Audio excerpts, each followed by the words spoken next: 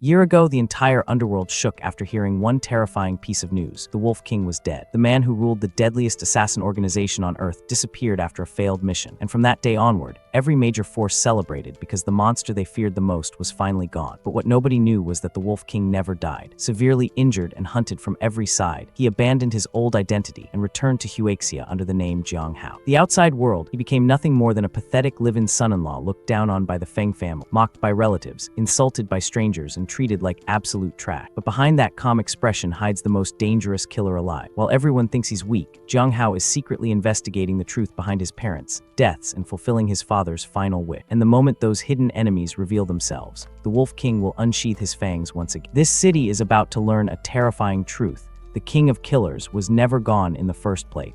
The story begins from the Cell region in Africa. Here at nighttime, vultures are circling overhead and a full moon has emerged, casting an eerie glow over everything. This place looks less like a military installation and more like the entrance to hell itself. It is the most rampant region for global terrorism and has been termed the forbidden zone of death by governments around the world, the kind of place where even the locals lock their doors twice. Then we are shown a base completely made of iron, rusted and imposing, like a metal beast sleeping in the dark. At the entrance, two terrorists stand guard, probably dreaming of their paycheck or wondering if this shift will ever end. But suddenly, behind one terrorist, like a shadow given form, a killer appeared. He places his dagger on that terrorist's neck, and in the next moment, he blows off his head, clean-cut, efficient, the kind of move that takes years to master and seconds to execute. At the same time, another killer slits the throat of the second terrorist and finishes. This all happens within just 1 second, the kind of synchronized violence that would make a choreographer weep with envy. Then after killing both of them, the second man calmly places that terrorist's head on the ground, because leaving body parts lying around is apparently just part of the job, and says, "Boss, something does not seem right.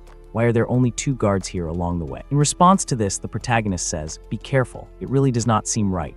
The target indicator shows that the item is just ahead. Then the MC and his companion both open the entrance door and peek inside. Inside, there is an empty space, the kind of empty that screams trap in every language. Then his companion says, "The item is over there. The thing they were searching for was right in front of them." Then they move forward very silently and carefully, like cats on carpet, and try to open the box. They succeed. Both of them carefully look inside to see what treasure awaits them. But suddenly the MC realizes something is terribly wrong. His blood runs cold. Inside the box, there's a time bomb with only 20 seconds left before it explodes, kind of surprise that ruins anyone's day. Then he tells his partner, Red Wolf, "We have to run quickly." But Red Wolf says, "Boss, you go first." And as soon as the MC moves out from the entrance, Red Wolf stays there. Seeing this, the MC says, "What are you doing? Hurry up. We have to get out of here quick." But Red Wolf says, "Boss, you should hurry. You must leave here first, otherwise neither of us will be able to get out." The MC shouts and calls Red Wolf's name, telling him to stop. But now it is already too late. Red Wolf has understood what the MC refuses to accept. Only one of them can survive. So he stays back to close the entrance and shouts, "Boss, you go." Then the timer reaches 0, and at the same time the entrance closes. Then a huge explosion happens, the kind that shakes the earth and leaves nothing but rubble and regret. Because of this explosion, the entire base gets completely destroyed. With this, news spreads across the dark web that Wolf King, who is the leader of the Wolf organization, failed his mission in a small African country and detonated explosive, dying with his body shattered to pieces. Along with this, people on the dark web start chatting among themselves. They are completely shocked, saying how the Wolf King, who is revered as a king of assassins in the assassin world, actually died. Another comment says, "The Wolf King is an S-rank assassin, the globally recognized pinnacle of combat power. What kind of mission did he even go on?" And one user comments, "What a pity. The Wolf organization will probably be thrown into chaos now." On the dark web, the news has spread that the Wolf King is dead. But in reality, the Wolf King is still alive. He comes out from the ruins, dust and debris falling from his shoulders, and says, "I am the Wolf King, revered by the assassin world as the unmatched king of assassins. Yet I encountered an accident during this operation. My teammate Red Wolf sacrificed his life to save me, allowing only me to survive. After this battle, I was heavily injured. However, during the repair and reconstruction of my meridians, I broke through my limit, connected all my meridians, and actually reached the legendary martial arts realm, the transformation realm, the kind of power-up that comes at a price no one should have to pay. Even so, the current me only wants to live the life of an ordinary person. No longer arrogant, I have cancelled my long-dormant life in the mortal world, like a 1,000-year-old turtle hiding my identity. However, there is still one thing that remains like a thorn in my heart, something I cannot let go of. I must complete it." Then the scene shifts to the station exit. After coming out of the station, the MC takes a deep breath. He feels a sense of freedom. There is a smile on his face and he looks up toward the sky, the smile of a man who has survived death and is still standing. Then after that, he goes to a taxi driver and tells him an address, number 33 Union. The taxi driver understands and says, "All right." After this, the driver starts driving the car fast and says to the MC, young man, judging from your accent, you are not from around here. Coming to visit relative. He also says, yeah, you could say that. Driver further says, trying to climb ties with the Feng family is not that easy, you know. In response, the MC says, oh. The kind of oh that means you have no idea what you're talking about. After some time, they arrive. There are many cars around and the taxi stops directly near the gate where 2 bodyguards are guarding the entrance, the kind of security that says we have something worth protecting. Then the MC is trying to take out money. But the driver says, no rush, I will wait for you. You can pay for the round trip together. In response, the MC says, what do you mean? Then the driver says, you will find out soon. The MC gets out of the taxi and starts walking toward that big gate. And while going, he says, looks like the Feng family has a joyous occasion today. The driver is still sitting in the taxi and whispers, today is a big day for the Feng family, dressed so shabbily. You are obviously here to climb the social ladder with the Feng. If you can even get through the Feng family gates, I will streak naked around Hanjin. The confidence of a man who has never seen a wolf in sheep's clothing. The MC stands in front of the Feng residence and seeing this place he says, this is indeed the place. Then he starts thinking, I need to fulfill my father's dying wish as quickly as possible and then go investigate the incident from back then. That means the MC has come to fulfill his father's last wish, promise made to a dead man, the heaviest kind of promise there is. But then the guards stop him right at the gate and ask, do you have an invitation? In response, he says, what kind of invitation? One bodyguard rudely says, you are not here for the banquet. Then what is your business? So the MC puts his hand into his pocket and says, I am here to see Uncle Feng. Then he shows a photo in which there is a picture of his father and his uncle and says, the man in the photo is my father. As soon as the bodyguards see the photo, they get a little confused and say, there is definitely a resemblance. Then the protagonist takes out another proof, a small box, and says, once Uncle Feng sees the medal of my father, he will naturally understand my identity. As soon as the bodyguard hears this, his tone changes and he respectfully takes that medal. That medal is kept inside that small box and he says, please wait a moment. We will inform the master immediately. The MC also says, all right, okay. Then inside the Feng family, a banquet is going on. Many people have gathered and are enjoying the party and they are talking. Time really flies, one guest says. Another guest says, it feels like just yesterday Yunan was a little girl going to school with her backpack, and now she's getting engaged and married. Then we see Yunan, who is looking very beautiful, and she says, Grandpa, what are you saying? Even if I get married, I will still be a part of the Feng family. Then we are shown the head of the Feng family, Uncle Feng. He stands up and raises a cup of wine and says, distinguished guests, today is the grand engagement day of my daughter Feng Yunan and the eldest young master of the Wen family, Wen Ziying. Then both Yunan and Ziying stand up and also raise the wine cups in their hand. And Uncle Feng is saying, let us all raise our glass and congratulate the 2 young people. And I also wish that the business between our Feng family and Wen family will continue to prosper. Everyone starts cheering and saying congratulations, and they say with a marriage alliance between the Feng and Wen family, they will be able to command the wind and rain in Willing City in the future. Everyone is celebrating happily and also saying, indeed, indeed. But suddenly a bodyguard comes behind Uncle Feng and quietly says, Master, something has come up. Uncle Feng looks at the bodyguard. There is a bit of panic visible on the bodyguard's face. Uncle Feng becomes a little confused and asks, why are you so panicked? What happened? Then the bodyguard shows the MC's father's medal to Uncle Feng and says, Master, there is a young man outside looking for you and he brought. As soon as Uncle Feng sees that medal, he is completely shocked and says, This is someone from the Jiang family. At that moment, Uncle Feng's wife says, what? Someone from the Jiang family? Why did they have to appear at this critical moment? And Uncle Feng's daughter becomes surprised and asks, Mom, what Jiang family? Why did your expression change so drastic? Then her mother explains, back in the day, your father arranged a childhood betrothal for your sister with the Jiang family son, Jiang Hao. As soon as the daughter hears this, she's completely shocked and says, what? Then she says to her grandfather, Grandfather, if the visitor really is the son of the Jiang family, you must stand up for my sister. You cannot let her marry a stranger. Then her grandfather says, all right, don't panic. Jiaming, you go take a look for it. Before leaving, Uncle Feng says, you all stay here and entertain the Wen family for a bit. I will go see the visitor. His wife says, okay then.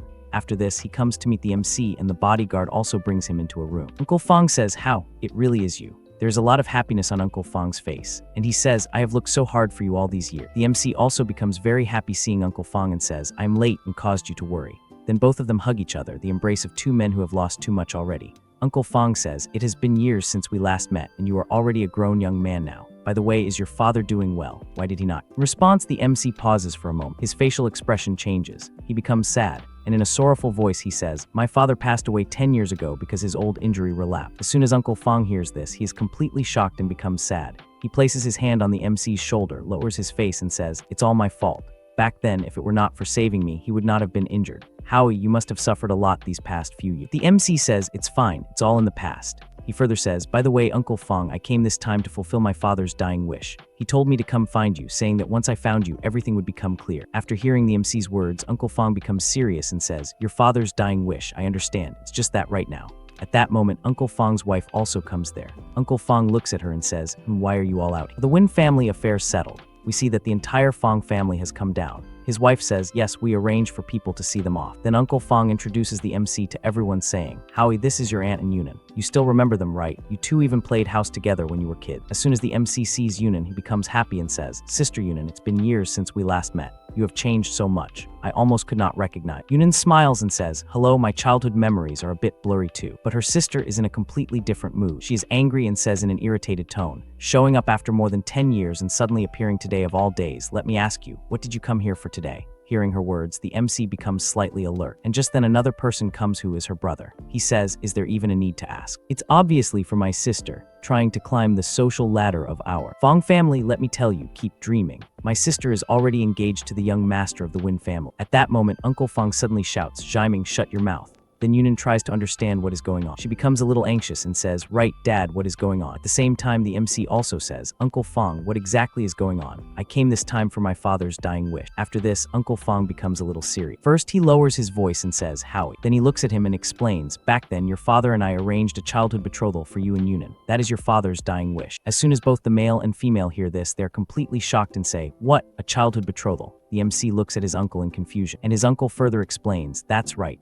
This is the agreement I made with your father in the past. Consider it a promise." Now the MC understands everything. He starts thinking, so my dad's dying wish was the childhood betrothal. Once you enter the martial world, it is as deep as the sea. Getting married now will only harm myself and others. Then he says, "Uncle, if this is my dad's dying wish, then I wish to cancel this marriage." But the girl's brother does not stay quiet. He shouts, "You rushed over here today just because you found out that my sister and the young master of the Win family are getting engaged, didn't you?" And the girl also says, "That's right. You are just afraid you won't be able to climb the social ladder of our family." At the same time, Uncle Feng is completely shocked and says, "What?" The girl's brother is still shouting, "He is just a beggar. What right does he have to be my brother-in-law?" His father scolds him, impudent. "Apologize to Howie immediately. See how I teach you a lesson." He even raises his hand to hit, but his son says, "Dad, hit me. Then if you have the heart to marry my sister off to a beggar, then just beat me to death." But before the slap can land, his sister steps in front to protect him and says while crying, "Dad, do you really intend to cancel my engagement with the Win family and make me marry Jiang Hao?"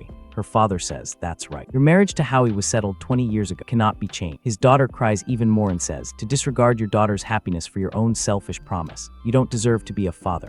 Then she runs away crying, and her siblings also follow behind her saying, "Sister, where are you going?" Then Uncle Feng places his hand on the MC's shoulder and says, "Howie, you stay here for now. Take a good shower and get some rest." The MC says, "Uncle Feng, I still think." But Uncle Feng interrupts him and says, "Listen to me. I will figure everything out." Then at night in the Feng family house, the MC is in his room and is cultivated. He says, "At this time every day, I practice the inner breathing mental technique. It allows me to absorb the Kai of heaven and earth, cleanse my meridians, strengthen my internal organs, and sharpen my 5 senses. Right now, I am about to step into the transformation." Then a voice comes from another room, which the MC hears because his hearing ability is many times sharper than an ordinary human, the kind of hearing that turns every whispered secret into a shouted confession. His uncle and grandfather are talking in another room, and the MC is listening. His uncle is saying to his father, "Yes, Howie's father died because of. If he had not been severely injured saving me in the past, his family would not have declined, and there would not be the prosperous Feng family today.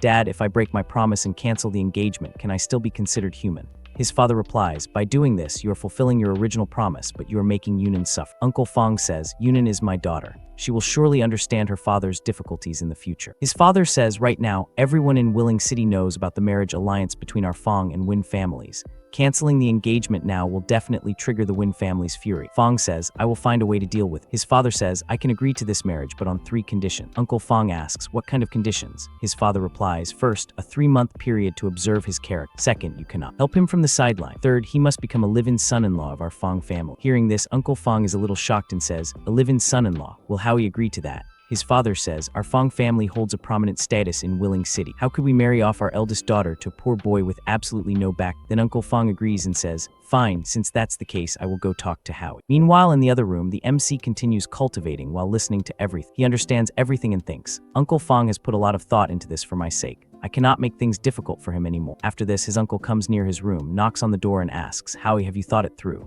The MC stands up and wears his shirt.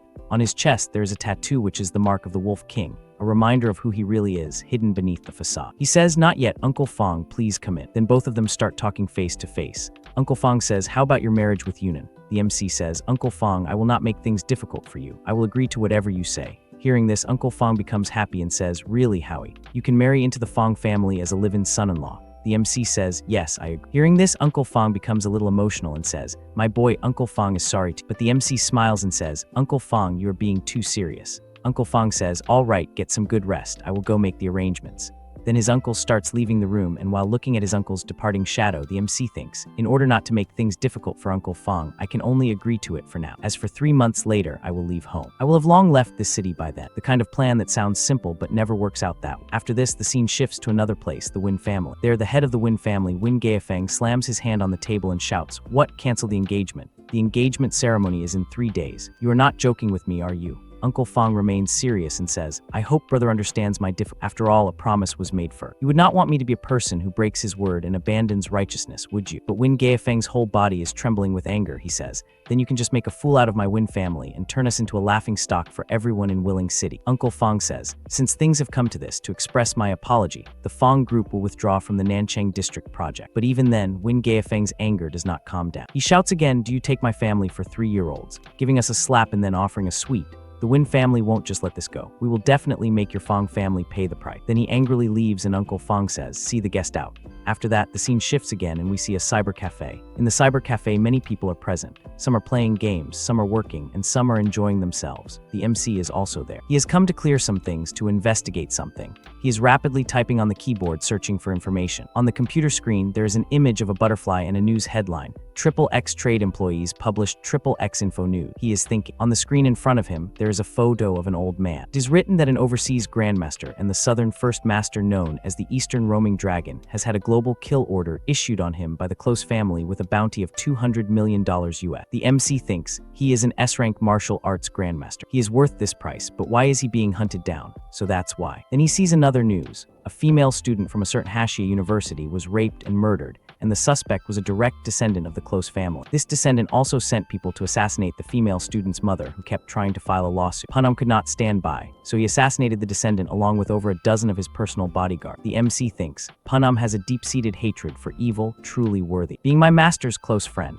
But then he sees something that makes his mouse freeze. His eyes stop on the computer screen. He sees the leader of the Wolf organization, the Wolf King, has fallen. The number 4 figure of the Wolf organization, Cadius, has become the new generation's leader of the Wolf. This means that the leader of the Wolf organization has already changed. At this moment, the MC recalls how he and his close teammate fell into a trap. He tried to escape the blast, but his teammate sacrificed himself to save him. The explosion was massive. Remembering this, the MC becomes extremely angry and thinks, "What's going on? After my death, the number 2 figure, Lone Wolf, should have been the one to succeed." Then he stands up, becoming serious, and takes a name, Cadius. He thinks, "That mission must have been a setup by someone. I want to see who the traitor in the Wolf organization. Rest assured, Red Wolf, I will definitely find out the truth and avenge you." And on that same night, under the silver moonlight, the MC comes out of the internet cafe and starts walking forward. He is thinking, "I will stay here a few more days to track down clues and take some time to familiarize myself with the environment." As he moves ahead, suddenly a car stops right in front of him. The MC gets a little surprised. Just then, 2 thugs come out of the car. They look at the MC and say, "Buddy, do us a favor and come with us." Then both of them pull out daggers and start smiling, showing them to the MC.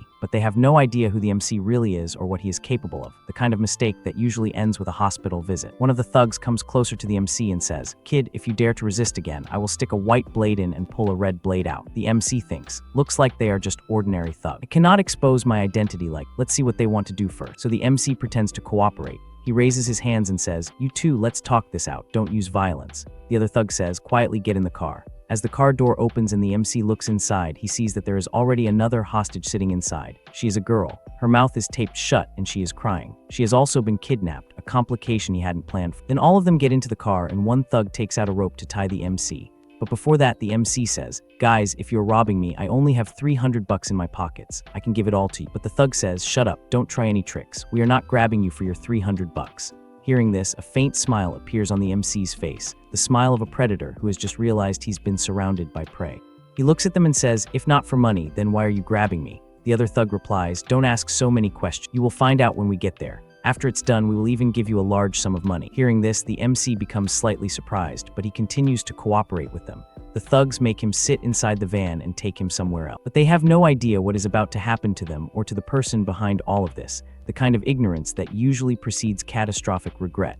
The next scene shifts to another place. This place is actually the same girl's house, the girl who was kidnapped earlier. Inside the house, several elders are sitting together. Her grandfather, father, and uncle are all gathered there with tense expressions on their faces. The kind of tension that comes from realizing someone you love is in danger and you can't do anything about it. Then the grandfather suddenly asks, "Have you found anything yet? Did you figure out who kidnapped?" Immediately, someone answers from the front, "I already contacted all of my connections and friends, but none of them know anything." Right at that moment, another man suddenly stands up in panic. Then the old man says in a serious voice, "We must prepare for both possibilities. We need to find the kidnappers and the reason behind this immediately." At the same time, the slightly fat man beside him also rises from his chair and says, "Dad, several major projects in the company are in their final stages right now. We really don't have 500 million available on the book." The old man narrows his eyes and asks, "Then what do you suggest we do?" The fat man immediately replies, "Negotiate with the kidnappers and lower the ransom to 100 million. The moment he says that, the man standing beside him becomes furious. He looks completely shocked and shouts, "What are you saying, irresponsible older brother? If it wasn't my daughter Yao who got kidnapped, but your son Feng instead, would you still say the same thing?" That makes it clear that the glasses-wearing man is Yao's father, a man whose world has just been turned upside down. But the fat man coldly answers, "Even if Feng were kidnapped, I would still do exactly the same thing." Hearing those words, Yao's father becomes extremely angry. However, before the argument can continue, the grandfather suddenly slams his hand onto the table and roars, "That's enough. Stop arguing." Then he says firmly, "No matter what method we use, find a way to gather the 500 million. Money is just money, but if she's gone, then she's truly gone." The kind of wisdom that only comes from age and loss. After that, the scene shifts toward the kidnappers' hideout. Their vehicle drives through the giant gate of an abandoned factory-like area. The place is completely isolated and eerie, the kind of location that movies use for final showdowns and bad decisions. Then the kidnappers drag both the kidnapped MC and the girl out of the car. The MC quietly observes the surrounding. He remains silent the entire time, cooperating calmly without resisting. Right after that, the cloth covering Yao's mouth gets removed. The moment the tape comes off, the poor girl immediately screams in fear, "Help, I'm being kidnapped." But honestly, the girl is foolishly panicked. They brought her to a completely deserted place. Nobody can hear her here, and nobody is coming to save her. The harsh reality of being in the wrong place at the wrong time. Then one of the kidnappers licks his lips in a disgusting way and says, "If you keep screaming, I'll strip you naked right now." He deliberately threatens her in a horrifying tone, basically implying that he will violate her before killing her. Hearing that, the girl becomes even more terrified and hurriedly says, "Don't come near. If you dare try anything, I'll bite my tongue off and kill myself." The poor girl is already trembling with fear, yet the kidnapper continues scaring her even more. We love it when they don't move. Then we can do whatever we want with. The guy is a complete pervert, the kind of scum that gives humanity a bad name. But at that moment, another one of his companions walks over and says, "Stop talking nonsense and focus on business." Then the kidnapper grins and says, "All right, boss. My video shooting skills are top-notch." After that, they bring out a camera. The frightened girl immediately asks, "What are you planning to film?" Then she nervously says, You want to film a murder video to terrorize the Jiang family into giving you the ransom." The boss smirks and replies, "You're quite smart, little girl." Hearing that, the girl angrily curses at them. "You animals, you're all unbelievably cruel." Soon after, one of the kidnappers walks toward the MC while holding a dagger. Then the MC calmly asks him, "Didn't you say you would give me a large amount of money after this was done? Why are you going back on your word?" The kidnapper laughs mockingly and replies, "Don't worry. Once you're dead, we'll definitely burn a massive amount of hell money." Then he bursts into laughter again, the kind of laugh that comes from someone who has no idea they're already dead. Right after that, the MC gets tied tightly to a giant iron pillar. The filming officially begins. The girl is already terrified out of her mind. She hurriedly tells the MC, "Hurry and beg for mercy, otherwise they'll kill you." But instead of feeling threatened, the kidnapper becomes even happier and says, "You're actually not afraid. I respect you as a real man. I can help pass on your last words, but it won't be free. You'll have to give me all your money." Even at a time like this, the bastard is still obsessed with money. Just how poor and greedy is this guy? Then the MC coldly says, "I did not want to resort to killing. Why must you court death?" The kidnapper immediately bursts out laughing. Is this guy really a complete idiot, bargaining shamelessly at death's door? None of them realize who the MC truly is, the most dangerous kind of mistake. Then the MC calmly says, "I agree." The kidnapper looks confused and asks, "You agree to what?" The MC replies, "The last word's fee, except you will be the one paying me." The kidnapper laughs while patting the MC's shoulder and says, "He's so stupid. I don't even have the heart to kill him anymore." At that moment, their boss suddenly stands up from his chair. He is holding a massive machete in his hand. "Then let me do it." In the next second, he charges forward violently. Meanwhile, another thug shouts excitedly. When second brother gets angry, even the king of hell trembles. Then the boss swings the machete directly toward the MC. Seeing this terrifying scene, the girl tightly shuts her eyes in fear. But only 1 second later, she slowly opens them again, and the sight before her completely shocks her. In the very next moment, the MC throws a devastating punch directly into the attacker's face, instantly shattering all of his teeth. The man gets blasted backward and crashes onto the ground unconscious. All of the other thugs are completely stunned. Second brother is dead. Just a single punch, the MC completely destroyed him. the kind of force that makes you question everything you thought you knew about fighting. Immediately after that, another man pulls out a gun and shouts, "Brothers, I'm going to shoot this bastard dead." But right at that moment, something falls near the MC's feet. The MC instantly kicks the piece of metal lying on the ground. The iron fragment shoots forward at terrifying speed and slams directly into the gunman's hand. A single instant, the thug's hand gets horribly mangled. Blood sprays everywhere and the gun falls from his grip. At the same time, several more armed thugs rush forward to attack the MC. One of them fires immediately, but the MC's reaction speed is unbelievably fast. He rushes toward them while dodging the bullets effortlessly, the kind of agility that makes you wonder if he's even human. Then in a single movement, he attacks one thug's neck and drives his hand directly through the man's chest. The second thug becomes terrified, but before he can even react, the MC thrusts his hand straight through another man's chest as well. The bald thug standing nearby is completely horrified. He cannot even react properly to what's happening. Then suddenly he feels an overwhelming pressure. Trembling in fear, he asks, "WH, who exactly are you?" And in the next instant, the MC suddenly appears directly behind him like a ghost. In a cold, evil-like voice, he says, "My name is not something you are worthy of knowing." Before the bald man can react, the MC grabs his head and slams it violently into the ground. After that, the MC casually takes all of his money as well. "Oops, I only collected the last word's fee, but forgot to ask for it first." Then he steps directly on the bald man's face, the kind of casual cruelty that only the truly powerful can afford. At that moment, Yao's voice suddenly calls out to him, "Hey, could you please come over and untie these ropes for me?" Without saying a word, the MC casually throws a knife. The knife flies straight through the air and perfectly cuts her ropes apart. The girl is completely shocked by his terrifying accuracy.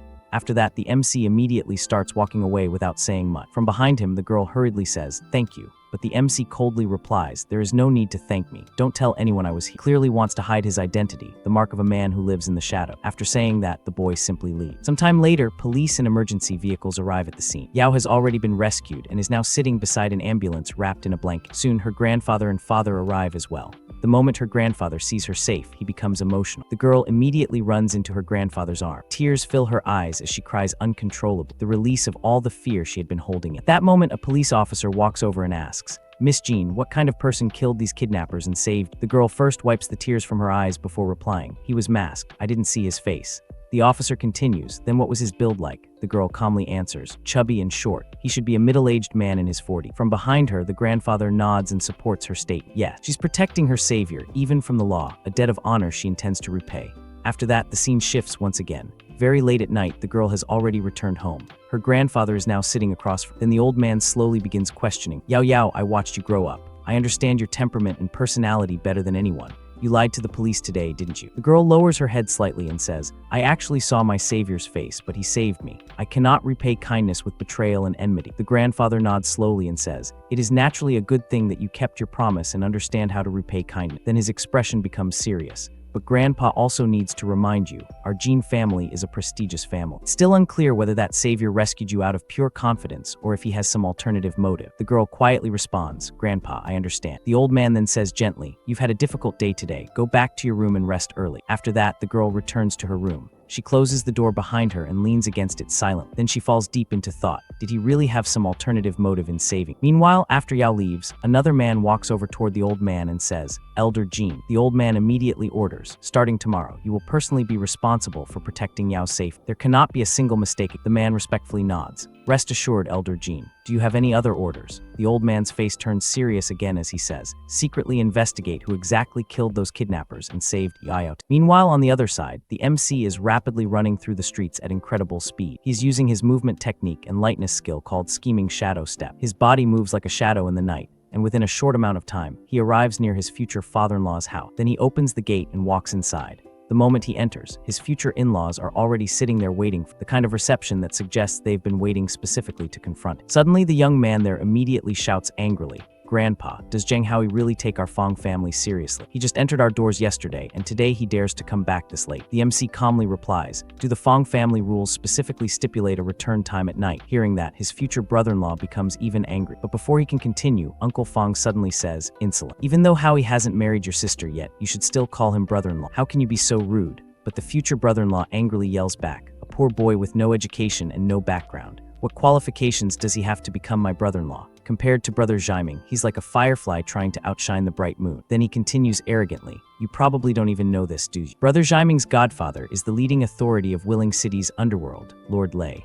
Right now, our Feng family has made the Win family a complete joke throughout Willing City. Do you think Lord Lei won't help his own godson get revenge?" Uncle Feng's expression turns serious. As he says, the underworld rumors are almost certainly true. After saying that, his son snorts coldly and storms away from the room. At the same time, Aunt Feng also glances coldly at the MC before leaving as well. Only Uncle Feng stays behind. Then he walks over, pats the MC's shoulder and says gently, "Howie, don't take it to heart.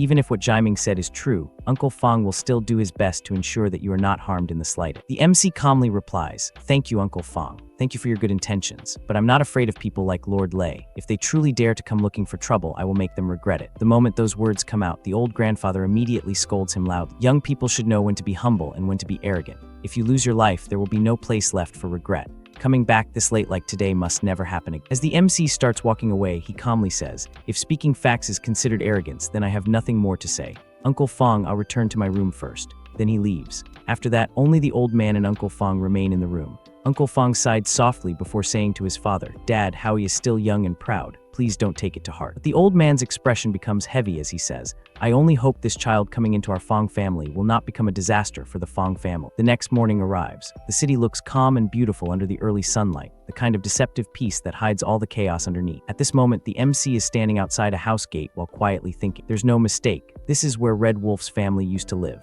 Then he frowns slightly. Why is nobody home? Just then, a nearby shop owner auntie notices him. She's sitting outside on a chair near her small store. Then she says, "Young man, you came too late. Their family moved away over a year ago." Hearing that, the MC becomes slightly surprised. He walks closer and politely asks, "Ma'am, do you know where they moved to?" The woman is carrying her child in her arms while replying, "I don't know about that, but there's a girl nearby who is very close to their family. She might know." Then she looks at him again and says, "It's just that the girl has only been coming back once every 10 days or half a month recent." After hearing that, the MC immediately takes out a thick stack of cash and hands it to her. "In that case, ma'am, when that girl comes back, please give me a call." The moment she sees the money, the woman happily grabs it and smiles brightly. All right, no problem at all." Money truly can change people's attitudes instantly. The universal language that opens doors nothing else can. After that, the MC quietly stands there for a moment and falls into deep thought.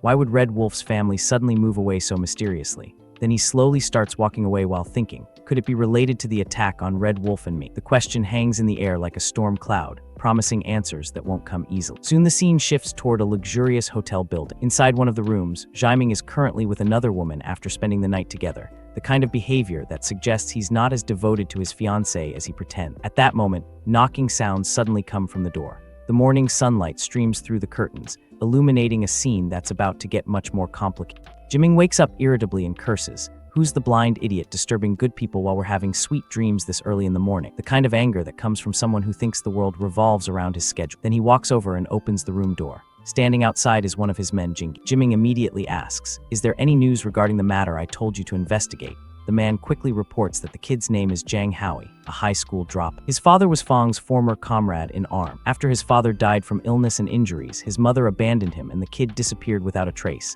The kind of backstory that explains everything and nothing at the same time. Then he continues, "Rumors say he smuggled himself overseas to work illegally. Since he suddenly appeared now, he must have found out about your engagement with Miss Feng." The moment Jiaming hears that, his face twists with rage. He clenches his fists tightly and grits his teeth while saying, "That lowlife trash is worse than a toad. He's a cockroach, a piece of shit." The insults keep coming, each one more desperate than the last. Then Qingzi asks coldly, "Young Master Win, how about I quietly finish him off?" But Jiaming waves his hand and says, "Let's try peaceful measures before resorting to force. I want to go see Yunan first." The kind of restraint that won't last very long. Soon after that, Jiaming arrives to meet Yunan. The two of them sit together quietly while drinking tea. However, the girl looks slightly sad, the sadness of someone caught between obligation and desire. Then she softly asks, "Brother Jiaming, what's the matter? Why did you ask me out today?" Jiaming stares directly at her before asking, "Yunan, are you really going to listen to your father's arrangement and marry that perfect stranger?" The girl lowers her head slightly before replying, "Jiang Hao's father died early while trying to save my father. This is what our Feng family owes the Jiang family." Before she can continue, Jiaming suddenly stands up and says emotionally, "Yunan, let's elope. Once everything is done, we can come back later." But Yunan immediately lowers her head even more and softly says, "No, that would make my dad look unrighteous. My father values promises more than anything. Doing that would basically kill him." The weight of filial duty crushing the wings of love. Zia clenches his teeth tightly. "Then what about me? If the Win family's engagement gets broken off by the Feng family, wouldn't that become the biggest joke in all of Willing City? Tell me who will compensate me for that." The girl's eyes slowly become red as she says, "Brother Jiaming, I apologize to you on behalf of my dad." Then tears begin falling from her eyes as she turns around and starts leaving. "Our relationship ends here. You should accept reality too." Jiaming remains standing there while grinding his teeth in anger. But then he suddenly picks up his phone, dials a number, and coldly says, "Qingxi, execute Plan B." But what exactly is Plan B? Nobody knows yet, the kind of mystery that usually ends with someone in a hospital. After that, the scene shifts once again. Late at night, the MC suddenly receives a call from the same shop owner lady. Excitedly, she says, "Young man, come quick. That girl is back." The moment the MC hears that, he immediately replies, "Thank you, ma'am, I'll be right there." After hanging up, he quickly changes clothes and rushes downstairs. At that moment, Uncle Feng is downstairs drinking tea. Seeing him leave so late, Uncle Feng asks, "Howie, where are you going at this hour?" The MC calmly replies, "Uncle, I'm going out for a run." At midnight, the kind of excuse that fools no one but is accepted anyway. Then he immediately leaves. Outside, he stops a taxi. The driver asks, "Buddy, where are you headed?" The MC answers, "Ping Road." The driver nods, "All right, get in." But the moment the MC enters the taxi, he notices another rough-looking man already sitting inside. Then the taxi driver awkwardly explains, "Sorry, buddy. The taxi industry is in a slump right now, so I'll be picking up another passenger along the way." The kind of excuse that might be true but probably isn't. Soon the taxi starts moving. However, after some time, it feels like the driver is taking a completely different route. The MC's eyes narrow slightly as he asks coldly, "Where exactly are you guys heading?" The question hangs in the air like a blade waiting to fall. Inside the taxi, the main character looked confused as he questioned the three guys riding with him. He asked, "We're just giving this big guy a ride home. His place is really out of the way. This doesn't look like Nanjing North on Menjiang Road at all. What is this place? Who are you people, really?" The thug in the front seat turned around with a smirk that could curdle milk and replied, "Fine, we'll be straight with you. Our boss wants to see you. Relax, we're almost there." The kind of relax that means exactly the opposite of relax. Taxi pulled up to a massive, luxurious mansion illuminated against the night sky. The kind of place that screams, "I have money and I'm not afraid to use it to intimidate." As our MC stepped out of the cab, the driver told him, "Boss's orders, you go in alone." Unfazed, the MC walked toward the grand double doors where a burly guard warned him, "Don't worry. As long as you behave, our boss won't lay a finger on you." The MC confidently pushed the doors open, stating, "I'd like to see who's so eager to meet, because when you've got nothing to lose, you've got nothing to fear." Inside the lavish room, he found a man in a crisp white suit casually sipping wine on a sofa, flanked by a massive bald bodyguard who looked like he'd been eating steroids for breakfast. The MC glared at them and demanded, "Who are you people? I don't know any of you." The man in the white suit swirled his wine like a villain in a bad movie and arrogantly replied, "Maybe you don't know us, but we know you. You're Yunan's fiance, the Feng family's future live-in son-in-law." He said live-in son-in-law like it was a disease he was diagnosing. Taking another sip, he listened as the MC asked, "So what do you want?" The MC stepped closer, figuring it out. "I get it now. I know who you are, so tell me, why drag me out here and tie me up?" The white suit guy stood up, looking furious as he belittled the MC. "What part of you is worthy of Yunan? Broke loser like you wouldn't even get to stand near her if not for Uncle Feng. If she marries trash like you, it'll be the biggest humiliation of Yunan's entire life." He then delivered a sinister ultimatum. "Leave one finger, then get out of Yunan's life. Go back to whatever hole you crawled out of and never show your face again." Kind of negotiation that starts with mutilation and only goes downhill. Instead of being scared, the MC just smirked, his eyes glinting dangerously like a wolf who just realized the sheep are actually rabbits. He challenged, "And if I refuse?" The white suit guy lost his temper, shouting, "Then don't blame us for getting rough. Kaingzi, teach him some manners." The massive bald bodyguard, Kaingzi, angrily cracked his knuckle, the sound of someone about to make a terrible mistake. Wan Jiming, the guy in the white suit, watched in absolute horror as the bowing thug revealed to him, "Aren't you Zairosu, Uncle Feng's driver and bodyguard? The head of the family saw you rush out and worried you might be in danger, so he sent me to shadow you." The plot twist no one saw coming, not even the guy who planned the kidnap. Wan Jiming was left trembling, sweating bullets and looking completely pathetic as the scene implied he had wet himself in fear, with a sensor icon conveniently placed over his body, quietly whimpering, The mighty had fallen, and fallen hard. The MC glared back at him with glowing red eyes, realizing the setup. So this is it. And Uncle Feng actually sent him to protect, he thought to himself, concluding. Two thugs stepped forward, looming over the MC in the shadows as one said, "Enough talk, come with me into the yard." Outside, another thug was busy digging a massive grave-like pit near the taxi, because nothing says we're reasonable people like pre-dug holes. As the MC stood near the edge of the freshly dug earth, the thug with the shovel taunted, "Kid, the road to heaven is wide open, but you didn't take. Hell has no gate, yet you chose to break in." Bald thug and his buddy stood behind the MC, threatening, "You jumping in yourself, or do we have to toss you?" The MC simply facepalmed and sighed, "I had no intention of killing anyone. Why are you so desperate to die?" The confidence of a man who knows exactly how this is going to end. Enraged, the thug raised his shovel high to strike him from behind, screaming, "You're still mouthing off when you're about to die. Go to hell." In a flash of shadowed action, the MC effortlessly dodged the attack. With brutal force, he intercepted the strike, sending the thug flying backward with a censored burst of blood, the kind of hit that makes you reconsider all your life choices. A third thug tried to ambush the MC from above, but without even looking, because he's that good, the MC launched a powerful backward kick, sending the airborne attacker flying across the yard like a ragdoll. Trying to salvage their pride, the bald guy and a knife-wielding thug stepped up, declaring, "Didn't think you had some move, but this is as far as you go. Drain this punk's blood and let him lie here waiting for death." Another thug immediately lunged at the MC with a sharp spike, but the MC calmly caught the attacker's wrist mid-thrust like he was grabbing a coffee cup. He then grabbed the thug by the face, lifting him effortlessly before brutally slamming him face first into the dirt, shattering the ground beneath. The sheer force of the attack created a giant crater, sending the bald guy and his crew tumbling into the pit they had dug for someone else. Suddenly, a newly arrived thug bowed down before the MC in complete panic, pleading, "Be big bro, this is all a misunderstanding. It was all young Master Wan's. No, that bastard Wan Jiming's idea. We can talk this out." The speed at which he threw his boss under the bus was almost Olympic. "Then I don't need to dirty my hands any further, do I? The wisdom of knowing when to stop is the wisdom of survivor." But the irony was not lost on anyone still conscious. Terrified out of his mind, the bald thug scrambled on the ground, screaming, "No, no." In a desperate act of submission, he grabbed a heavy rock and violently smashed it into his own forehead to knock himself out, because sometimes the safest place is unconsciousness. The thugs completely neutralized and trapped in the crater they had dug, poetry in motion. Really. The MC casually walked away with his hands in his pockets, leaving the destroyed yard and his defeated enemies behind in the dead of night. MC's just been wandering around quietly doing chores, and by chores I mean he buried all the bodies in a pit, covered them with dirt, and is now just sitting on a chair on top of the buried corpses completely relaxed. Sayu is face down on the ground nearby like a forgotten side character. Sayashu slowly regains consciousness, still dizzy, and the first thing MC says is, "Sashu, you drove here, right?"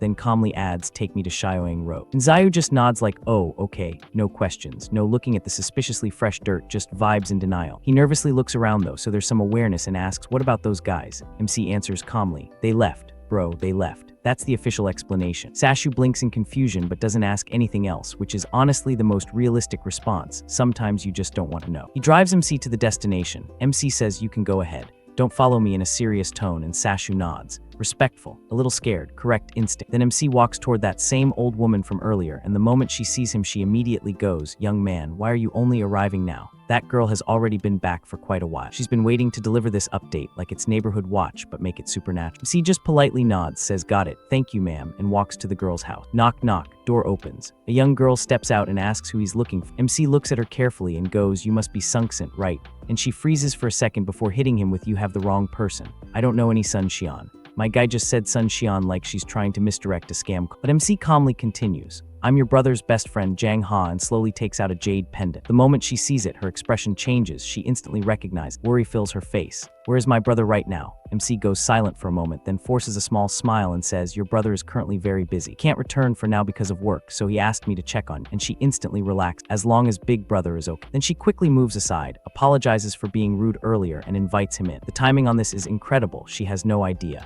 The moment MC steps inside, he notices an old woman lying sick in bed, looking extremely weak. He frowns slightly. "Why don't I see your younger brother, son?" The girl's expression immediately dark, lazy. But before she can finish, someone suddenly rushes in panic, some young man named Dong Gi, yelling, "Sister Zen, this is bad. Something happened to brother Lei." The girl tells him to calm down and take a breath first. She's somehow the most composed person. He then asks what happened. Dong Gi explains that brother Lei's business was doing perfectly fine, but another boss in the fresh produce market came looking for trouble, claimed Lei was monopolizing the market, demanded 1 million in compensation, and told him to get out. Lei refused. They started arguing, and then Dong Gi's face turns ugly as he adds, "Who knew the person backing them would be Black Panther?" The moment the girl hears that name, her face goes pale. This is somehow the 7th time this week a random antagonist has been named after an animal. Scene shifts. Now the three of them are sitting inside a van.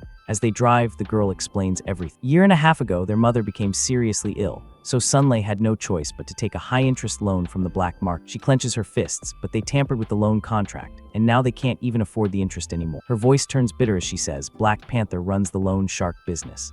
The van stops in front of a luxurious entertainment venue called Passion Flying Bar, which sounds like a name someone thought was cool at 2 a.m. and never questioned. They step out. MC tells Dong Gi to wait outside. Dong Gi hesitates, but the girl quickly says it's dangerous inside. Dong Gi, just listen to brother Jiang. Reluctantly, he agrees. Then MC and the girl enter the bar. The moment they step inside, countless eyes turn toward them. The atmosphere is chaotic. Music blasts loudly, women laugh while spending other people's money. Cash flies through the air, drinking, shouting, fighting, everything mixed together. Nearby, a brutal fight is happening. One muscular man beats a bald man badly, before finally knocking him down, and cheers instantly erupt. Meanwhile, inside a private area, loud laughter echoes. A bald man sits comfortably on a sofa puffing on a cigar, and across from him sits a well-dressed man in a suit calmly drinking wine. The bald man grins arrogant. "Old Jen, I heard the karate master you hired from Japan at a huge price is pretty strong, right?" The suited man smiled. "He really is." Just then, one of the bald man's lackeys rushes over. "Brother Bao, son's sister is here." The bald man waves lazily. Let her in. The thug brings both the girl and MC over. The girl immediately bows respect. Brother bow. The bald man leans back arrogantly. Cut the crap. Pay the money or say goodbye to Sunlay's tendon. MC calmly steps forward. Brother bow, we're here to resolve the debt issue. There's no need for violence. Instantly, one of the thugs steps up aggressively. Kid, are you tired of living? How dare you address Brother Bao like? But before he can act, Brother Bao suddenly stands up and says, wait. He slowly walks toward MC, cigar still in his mouth, looks him up and down and goes, fine. Tell me, how exactly do you plan to resolve this? His tone turns threatening. If I'm not satisfied, you'll die miserably. MC remains completely calm. Loan sharking is illegal. Lei never borrowed that much money. I'll give you 50,000 and we write off the debt. As for illegally kidnapping him, if you apologize to Sunlay later, we won't pursue the matter further. The moment Brother Bao hears this, he bursts out laughing. Haha, you've got guts. Then his face darkens. I, Black Panther, have been in the underworld for over a decade. No one has ever dared insult me like this. MC calmly replies, if I win, the debt is completely written off, right? Brother Bao laughs again. You're arrogant. He points toward the arena. If you actually win, not only will the debt disappear, I'll kneel and call you grandpa. Soon the whole group heads toward the underground boxing arena. The girl looks nervous. She has no idea how strong MC really is. Meanwhile, Brother Bao grins proudly. He also has no idea what kind of nightmare is about to hit. MC steps into the fighting arena. His opponent immediately mocks him. Come here, little brat. The referee steps forward. Begin. The opponent moves first with a heavy punch flying straight toward MC. The girl instantly panics and shuts her eye, but the next moment, MC suddenly appears in midair. Bang! The opponent smashes violently into the corner wall instead, clutching his head in pain as blood slowly trickles down. Meanwhile, MC stands on the opposite side, smiling calmly, almost teasing him. The man's eyes instantly turn red with rage. Roaring furiously, he charges at MC once again. And MC remains completely calm. My guy didn't even break a sweat. This is going to be a very short fight.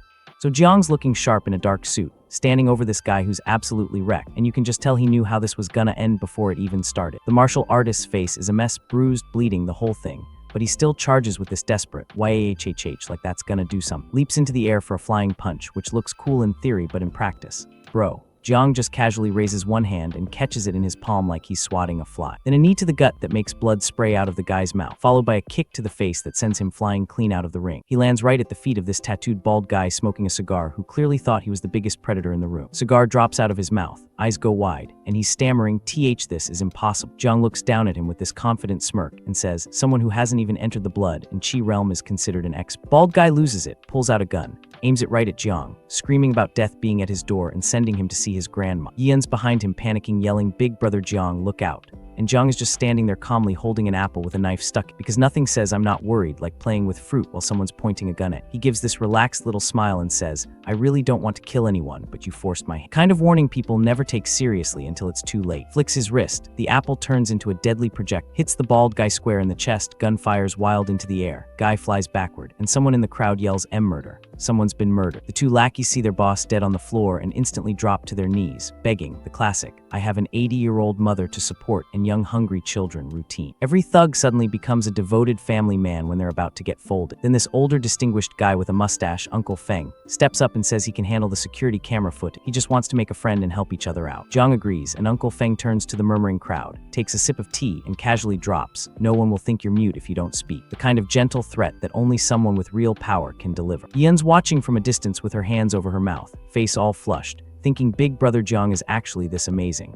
Meanwhile, Uncle Feng's watching Jiang with this calculating smirk thinking, oh, not simple at all. Next day at the Feng family estate, everyone's gathered around this huge breakfast spread, but the atmosphere is tense. The kind of tension that makes expensive food taste like card. The younger sister-in-law is angrily stabbing her food, glaring, complaining that her sister's been staying at a hotel because of it. Jiang just stands up, says, I'm full, I'm going out for a walk, and walks toward the doors while she's watching his back, vowing to make him get the hell out of their house. The confidence of someone who has no idea what she's dealing with. Uncle Feng catches him in the hallway with a brown document folder, says Yian needs it urgently. So Jiang heads to this massive glass building, walks into the lobby, tells the receptionist he's delivering a document to President Feng, and she guides him to the elevator. Then this tall guy in a trench coat, sunglasses, and a cap steps out of the elevator and brushes right past him. Jiang's eyes narrow and this fierce red glint flashes across his pupil, assassin instincts kicking in. He looks back at the guy walking away and instantly recognizes him. Black Phantom, an international A-rank assassin, notorious rapist. He's thinking, why would someone like that come to Wuling? Could he be here hunting for women? The elevator doors close in front of Jiang, and that's where we're at. So Jiang Hao walks into this modern, sunlit office holding a brown folder, and Yian's sitting at this sleek, curved desk with her back, doing the whole power pose thing that says, "I'm important, and you should probably not." She turns around looking annoyed, wearing this elegant off-the-shoulder pink top and pearl necklace like she just stepped out of a fashion magazine right before an argument, and she hits him with, "I hope you can knock first next time and wait for permission before entering." Corporate politeness, that's really just a fancy way of saying you're not welcome. Jiang Hao doesn't even flinch, just steps forward and hands over the folder saying, "The documents you asked for," like it's nothing. No apology, no explanation, just business. She takes them with a slight frown and tells him he can leave now, the dismissal clear as day, but he's not the type to take hints.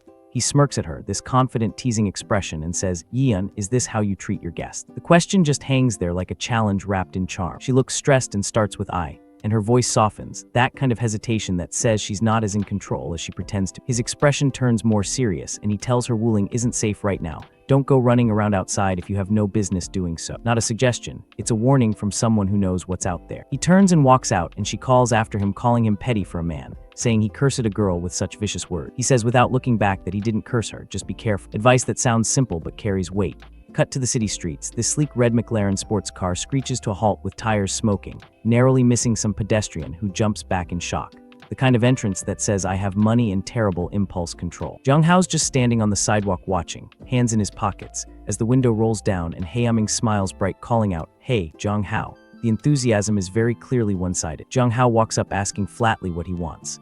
Heiyaming excitedly invites him to a racing meet in their car circle, and Jiang Hao turns away saying he's not interested in racing, which would shock anyone who knew what he was capable of. Heiyaming leans out trying to sweeten the deal with half of a 1 million prize money. Jiang Hao pauses, thinking about how he doesn't have much cash on hand right now and does have places where he needs money. Practical realities of life intruding on the assassin's world. He stops, turns back, puts a hand on the car door, confirms the deal. Heiyaming grins confidently, and Jiang Hao hops in. The red McLaren revs and peels out, leaving dark tire marks, the kind of exit that turns heads. Now we're at this massive outdoor racing circuit in a mountainous desert back. A white Mercedes AMG and a yellow Ferrari LaFerrari are already parked. Cars that cost more than most people's houses and go faster than most people's common sense. There's a crowd of muscular men and beautiful women, the kind of crowd that exists to look impressed and occasionally hook up with drivers. Heiyaming's red McLaren pulls up, and this large, intimidating guy calls out asking who the bro is. Heiyaming introduces Jiang Hao. One of the muscled guys bursts out laughing, says he was wondering who it was. Turns out he's the future live-in son-in-law of the Feng family, the one who snatched the future wife of the Wan family's young master. The mockery is thick enough to cut. Another guy chimes in with a mocking grin, calling him a pretty boy. Wait, dark boy, saying he's got some tricks they've all heard, and that it's a good thing his dad died because old Feng wouldn't have had the heart to marry his daughter off to him otherwise. The cruelty is so casual. Jiang Hao glares at the muscular guy, eyes narrowing, demanding, "Boy, what did you just say?" The temperature just dropped several degrees. The muscular guy smirks right back in his face, saying it's his mouth and he'll say whatever he wants. The confidence of a man who has no idea he's standing next to a volcano about to erupt. Jiang Hao doesn't flinch, just says, "Very well." Two words that sound like a promise. Heiyaming steps in trying to defuse, pulling Jiang Hao aside, whispering that the guy is Lord Lei's illegitimate son, Lei Ziohu, not to be messed with. Jiang Hao's gaze stays fixed on the target, a dark smirk forming as he murmurs, "So it's him." Perfect. The kind of perfect that means someone's about to have a very bad day. Lei Ziohu is leaning on his car window, flexing his massive tattooed arms, sneering about how they've got some nerve asking to start with, and he'll let them watch the consequences of offending Lord. The arrogance of someone who's never met their match. Inside the red McLaren, Jiang Hao asks who the other one is, and Heiyaming says that's Jin Shixuan, young master of the Jin family, an acknowledged racing expert, a title that means nothing to someone who's faced death on every continent. Jin Shixuan is sitting in his car looking incredibly bored and arrogant, resting his head against the seat with a dismissive HMP8, the complete disinterest of someone who thinks he's already won. The three supercars line up on a winding mountain road, this woman in a crop top and shorts standing in front with two red flags shouting, "Ready." The kind of start that separates the drivers from the passengers. She drops the flags, counts down, slams her hand on the hood of the red McLaren, and the cars launch forward with a deafening roar. The sound of horsepower and poor life choices. The yellow Ferrari takes an early lead, drifting sharply around the first corner. The three cars tear up the mountain pass, tires screeching around this treacherous cliffside turn. The yellow Ferrari stays in front, red McLaren and white Mercedes following close. Inside the red McLaren, Heiyaming's gripping the wheel, sweat on his brow, grumbling that if they keep running like this they'll come in dead last, asking why this guy is slowing down to yield, saying he must be trying to mess with him on the track. The paranoia of someone who's been burned before. The cars race dangerously close to the rocky cliff face.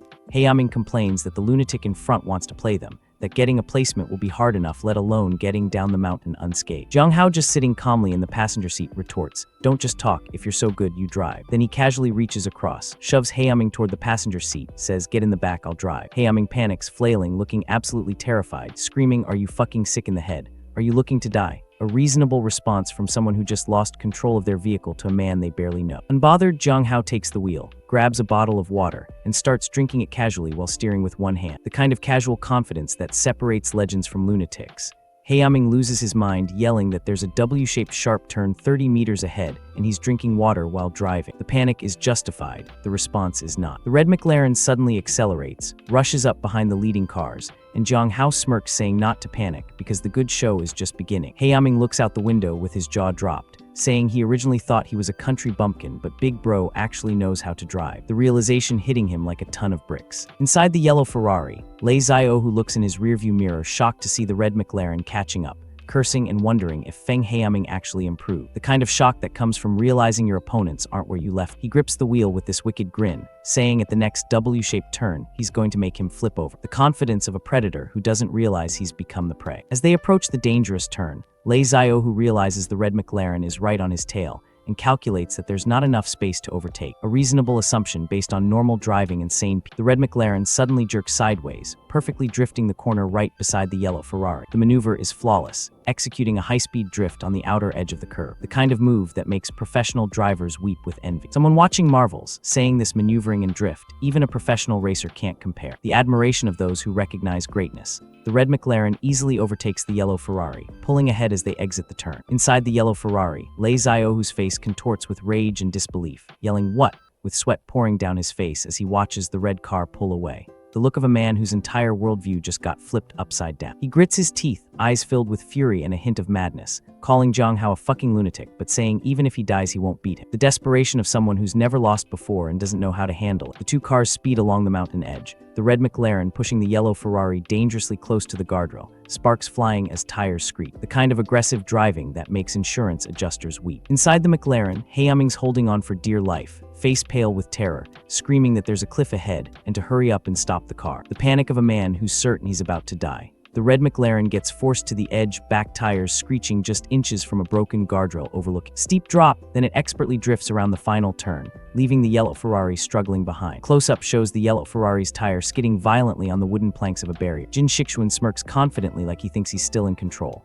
Then Jiang Hao's eye is shown in tight close-up, a glowing red energy trailing from his pupil as he focuses with lethal precision. The kind of focus that comes from years of hunting and being hunted. The car changed its direction towards somewhere else. Inside, the man panicked and screaming, but crashing already happened. The car flying above MC's car. I really hope nothing bad happens to the guy, you know what I mean. MC just didn't care to help him. Inside red car, MC praising Haeming's driving skills. He actually won the championship. Haeming is just lodging and telling his cousin that he is well informed. It just so happens I am treating Brother Crow to a meal today. Come along, let's treat it as a celebration. On the other side of the line, cousin said there is no time like the present. Hurry over right now, kid. Like talking to his own boy. But the dude confused and asked about another day. He said he will treat him well, because in his car his brother-in-law, Jiang Hao, is sitting. To respose, cousin said to bring him also, cause he wants to see and meet this mysterious brother Hao. And our boy's friend inviting him to the meal. My boy didn't think twice and said no. But Haeming didn't let him off that easily and says if he doesn't come, his cousin tells the relatives you're putting on airs. It will make my dad look bad, right? Protagonist nodded and eventually agreed. In the luxuries hospital, Zio, who is hospitalized and his mom is worried sick. His dad and two bodyguards stand still. His dad burning with rage, thinking to himself, that kid from the Feng family dared to drive and injure my precious son. I will take both his legs. But his son denied it wasn't him. He saw it when he crashed. The one driving was our boy. His dad asked, is it really Jiang Hao? That live-in son-in-law of the Feng family really is something else. His dad thinks that he will make sure he doesn't live to see tomorrow's sun, and pointing his finger, his guard instructed everything. Zio, who this bastard is smiling, while really thinks that our guy is really weak and have no background. Time passes MC, and his dude enters Jinghua Hotel, Heaven Room 9. Group of people are waiting, and they are happy because it took so long time to come here. The dude introduces his cousin to our boy. Green-head cousin welcomes him politely. As they sit around the circle table, one of them said you really can't judge a book by its cover. My guy thinks to himself that Feng family broke off the engagement with the Wan family, because they found alive in son-in-law who looks like Panen, but he didn't expect him to be so ordinary. This kid's ancestral graves must be emitting green smoke for this rooster to turn into Phoenix. Our boy's friend said everyone's sitting here. Brother, how you are new to Wuling, and you will naturally need everyone's care in the future, so why aren't you offering a toast to everyone? But MC rejects without thinking. This bulk redhead dude is pouring wine like his mod break because of MC's presence. The bottle is filled more than enough. Redhead thinks refusing to drink in front of me, Crow, means you are looking down on me, and passes the wine to the MC. The friend worries and encourages his brother to calm down, and this glass holds a full half gin. Maybe he will share with me. Greenhead grins, humming, this has nothing to do with you. Brother Crow is angry and saying anything more is just disrespecting Brother Crow's face. Internally thinking, Jiang, you scumbag. You ruined my marriage alliance between the Feng and Wan families, causing me to lose my business with the Wan family. I am definitely going to teach you a good lesson today. Our boy says, what happens if I drink this glass of wine? Redhead says that means you are giving me a crow some face while smoking. Redhead declares, you drink 1 glass, I will drink 1. If you drink 10, then I will match you 10 glasses. My boy puts a bottle of alcohol and drinks that in one go while Redhead wondering what is his plan. Then my guy finishes that and asks him do the same. People around in shock that bottle actually holds tree gin, but how drink it like it is nothing. Redhead is angrily asks if he is trying to scare him. And he drinks that also like crazy. But fortunately he didn't finish that in one go, and his dudes come to help him, but he just brushed them off. Greenhead scolds our boy, you hide your depths well. Having such a high tolerance for alcohol yet you keeping it hidden, do you think we are easy targets, playing us like fools? Even though you are my future cousin-in-law, I stand with reason, not family. Redhead says angrily, you son of a mother. You dare to play me, believe it or not, I will actually kill you right now. MC just casually saying you brought this upon yourself. But Redhead throws that bottle. The bottle coming and MC didn't flinch. He just dodges that attack like it is nothing, and casually throws the one on his head to Redhead. That perfect hit knock him on his head. Everyone stand warring if Redhead is okay, while Greenhead scolds MC like you dared to strike Brother Crow, you really tired of living right. Redhead shouts, damn it, call our guys over here. I will show him what hell looks like and also bring some weapons too. Meanwhile MC just eating his food and his friend worried and said, you have stirred up a huge mess, dude. This Brother Crow has so many underlings you cannot beat them all. Our boy mentions that he came here to eat. His stomach isn't full yet, so why he shouldn't eat right. That makes sense. The door bang opens, the group of people are coming in.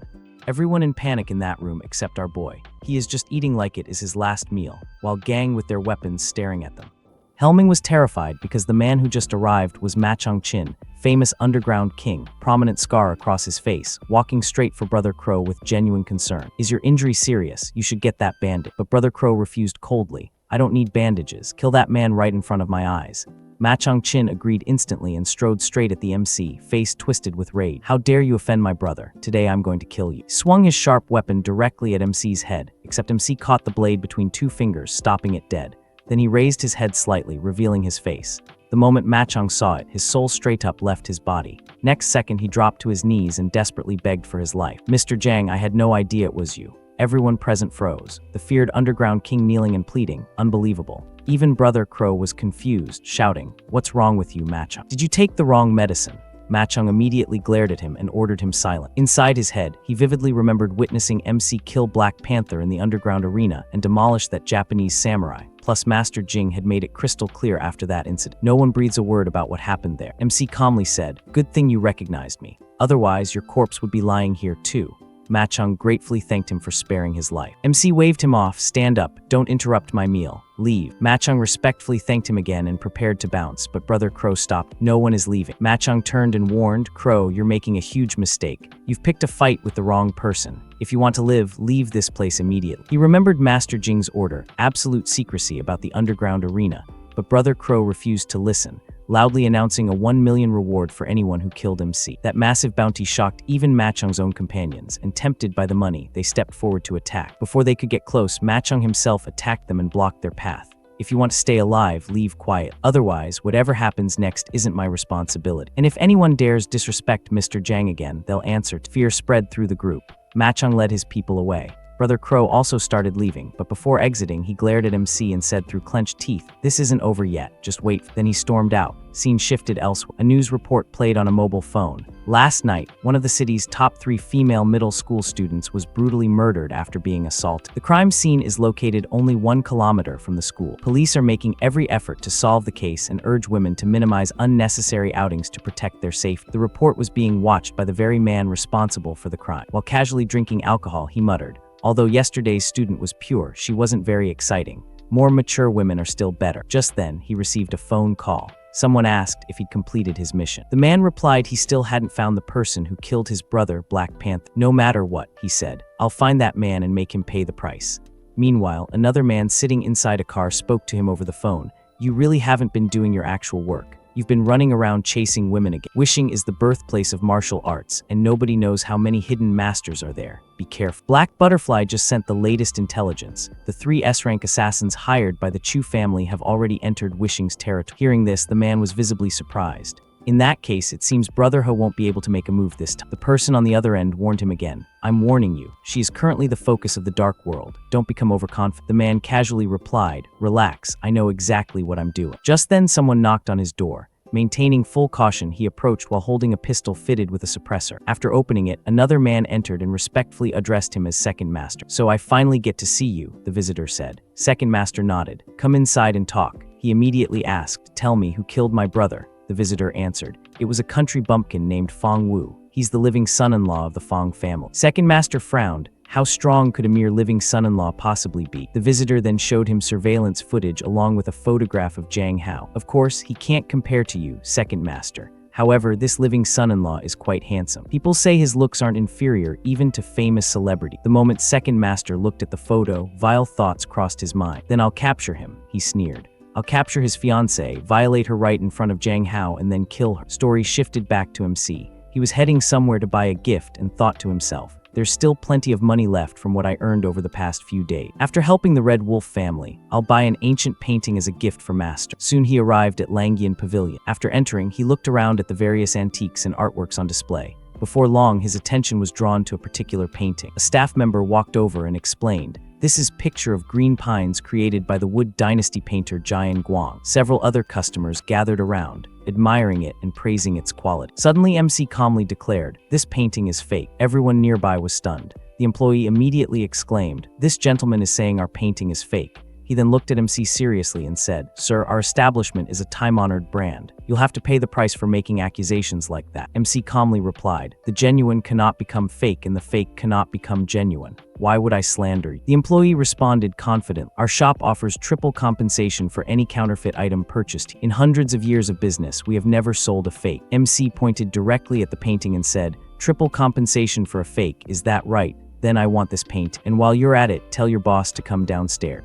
The MC didn't hesitate for a sec. He walked straight over to the painting hanging on the wall, carefully took it down, rolled it up, and tucked it under his arm like it was his all along. Earlier, he'd already asked if the boss was coming downstairs. The servant gave him the standard brush off. "The boss is in a meeting on the 5th floor. No time for guests today." But my guy wasn't having any of that. He started climbing the stairs and casually dropped, "If he won't come down, then I'll go straight up." Simple as that. Scene cuts to the boss's room. Inside, 2 guests are sitting there and the boss is proudly showing off a paint. They're laying it on thick. Oh, the quality, the artistry, absolutely magnificent. You know the type. Then the MC walks in. The boss is startled and immediately goes into defensive mode. "This is a restricted area. Please leave immediately, sir." But the MC ignores him completely, walks straight to the table, looks the boss dead in the eye and drops the bomb. "I bought a fake painting in your store. I'm here for an explanation." And just like that, the temperature in the room drops. The boss's face darkens. He's furious. "Nonsense. My Longyan Pavilion has had a flawless reputation since day one. How could there possibly be a fake?" The 2 guests jump in to back him up. First guy, "Young man, you've caused enough trouble. Apologize now." Second guy, "That's right. If Brother Zhao gets serious, it'll be too late for regrets." But the MC, cool as a cucumber. He places the painting on the table, unfolds it, and says confidently, "Go ahead, reappraise it yourself. See if it's real or not." The boss narrows his eyes. "If the appraisal shows you're slandering us, don't blame me for being ruthless." The MC shrugs. "I'll be at your disposal." The old boss picks up a magnifying glass and starts examining the painting carefully. After a while, he gets more confident and declares loudly, "This painting is clearly authentic. Where exactly do you see that it's fake?" The MC smile. "Are you sure?" The old man snorts and turns to the guests. "You two take a look too. Let's not allow this youngster to spread rumors that Longyan Pavilion deals in counterfeits." The two guests step up and inspect. First one nods. This is indeed an authentic work by Jing'an. Second one agrees immediately. Exact. I don't know if you're intentionally smearing us or just pretending to understand something beyond your ability. They're all parroting the boss's opinion. The MC just shakes his head. I thought since you call yourselves antique experts, you'd have at least some knowledge, but now it seems you're nothing special. And that did it. All three of them explode. Insolence, the first guest shouts. I didn't want to argue with you, but you're becoming more and more unreasonable. The second guest adds, this is completely intolerable. The MC calmly points to a specific spot on the paint. Look here, examine this place carefully and see if anything feels wrong. The old boss lifts the magnifying glass again, zooms in on the spot, studies it for a while and frowns. There's obviously no problem here. What kind of trick are you playing? The MC smiles confident. Although this painting is a fake, the copier's imitation skills are extraordinary. If I hadn't been careful, even I might have been fooled. The only flaw in this copy is that it's too perfect. It doesn't have the slightest imperfection. But Jing'an's paintings always contain minor flaws. A fake is still a fake. Even if it surpasses the original, it remains a counterfeit. The boss sneers. So stubborn. Fine, I'll let you die knowing the truth. One of the guests scoffs. A copy surpassing the original? What nonsense. The old boss makes a phone call. Bring me Jing'an's authentic painting and a magnifying glass with over 10 times magnification. Bring them upstairs immediately. A short while later, the genuine painting arrives. Now the authentic one and the fake one from Longyan Pavilion are placed side by side. The old boss folds his arm. You're not going to claim that this landscape painting is fake too, are you? The MC shakes his head.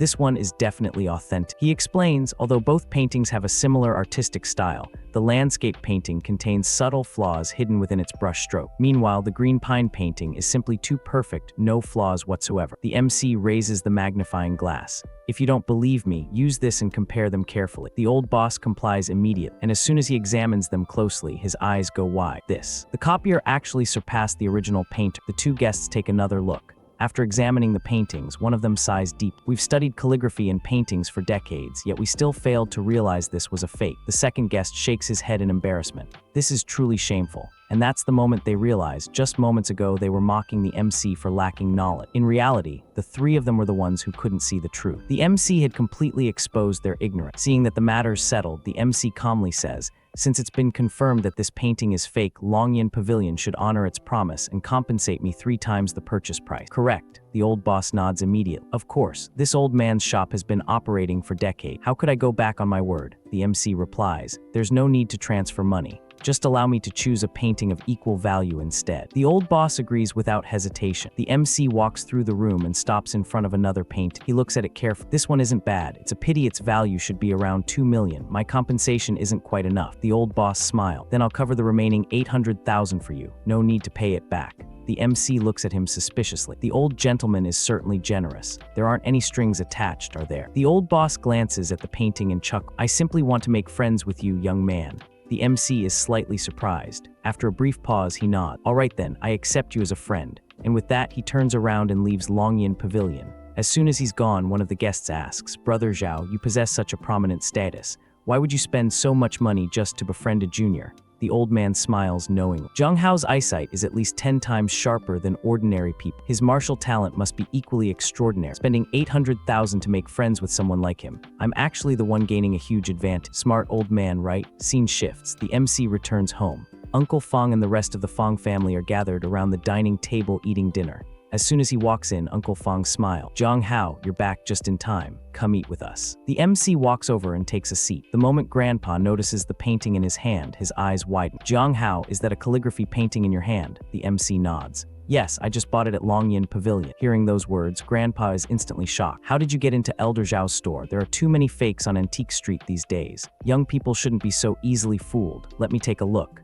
The MC calmly replies, rest assured, I already had it appraised. It's authentic. Grandpa frowns immediately. Before he can say anything, Uncle Feng looks surprised too. And then Aunt Feng speaks up. Even if it's authentic, where did you get the money to buy a painting? The Feng family hasn't been funding. Just then, Feng Helming jumps in. Mom, Brother Jiang helped me win a race. But his mother cuts him off immediately. Shut up. The MC explains. I found a fake at Longyan Pavilion, so they compensated. Elder Zhao also helped cover the remaining amount because he wanted to make friends. The moment Grandpa hears that, he snorts, full of lies. Zhao Chenjing is a famous figure in the antique world. Why would someone like him need help from a junior like? Aunt Feng shakes her head.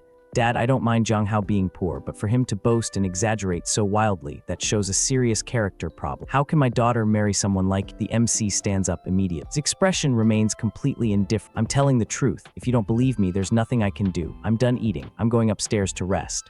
True to his personality, he doesn't care what anyone thinks. He just turns and walks away. Uncle Feng hurries after him. Jiang Hao, but the MC doesn't even stop. Aunt Feng says coldly, look, this is the person you chose. Uncle Feng sighs deep. I owe Jiang Hao's father my life. No matter what happens, I won't abandon. I'll find an opportunity to have a proper talk with him later. Scene shifts back to Longyan Pavilion. Elder Zhao is staring at the fake painting. At that moment, a man named Feng enters the room. Elder Zhao asks, how did the investigation go? Turns out he secretly investigated the MC's background. Feng respectfully reports, Master, Jiang Hao is indeed the living son-in-law of the Feng family. The old man nods. Feng, I know it's rare for someone to reach the early stage of blood and Kai cultivation before the age of 30, but Jiang Hao must absolutely not be underestimated. Remember that. Feng looks doubtful. Master, it's not that I'm underestimating him, but everyone in the Feng family except Feng Wing looks down on this live-in son-in-law. The old man replies firmly. Feng, do something for him. Scene shifts again to the Feng family. Feng has already arrived there. Present are Grandpa Feng, Uncle Feng, and Uncle Feng's wife. Grandpa Feng looks at the invitation in his hand and asks in disbelief, you're saying this is an invitation? Elder Zhao asked you to personally deliver it, inviting the entire Feng family to attend the Zhao family banquet on the 10th of next month. Feng nods. That's correct. Uncle Feng immediately asks, may I ask why Elder Zhao invited all of us to his family banquet? Feng's expression turns serious.